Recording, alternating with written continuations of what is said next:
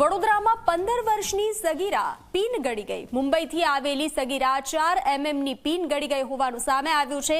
હિજાબમાં લગાવવાની પીન ગળી જતા પરિવાર ચિંતામાં મુકાયો છે. સગીરાને તાત્કાલિક ધોરણે એસએસજી હોસ્પિટલ ખસેડવામાં આવી છે. ઈએનટી વિભાગમાં 15 વર્ષીય સગીરાનું ઓપરેશન કરવામાં આવ્યું છે. બ્રોન્કોસ્કોપી દ્વારા ફેફસામાંથી પીનને બહાર કાઢવામાં આવી છે.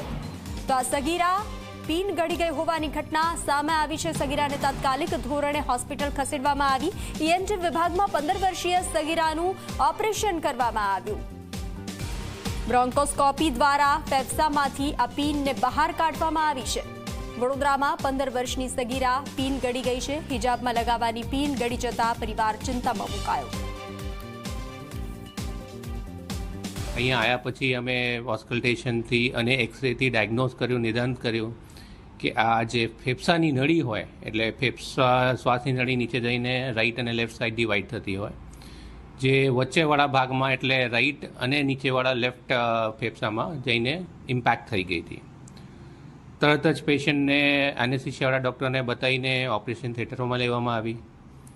ઓલમોસ્ટ 45 મિનિટથી 1 કલાકની સર્જિકલ પ્રોસિજર, જેમાં ફોર્ચ્યુનેટલી કોઈ બી ચીરો મૂક્યા વગર અમે એક એન્ડોસ્કોપીની તપાસ, એને કે બ્રોન્કોસ્કોપી કહેવામાં આવે, એનેસ્થેસિયાવાળા ડૉક્ટરની મદદથી એ બ્રોન્કોસ્કોપથી અમે ફોરેન બોડી એટલે કે જે પિન હતી એને કાઢી શક્યા.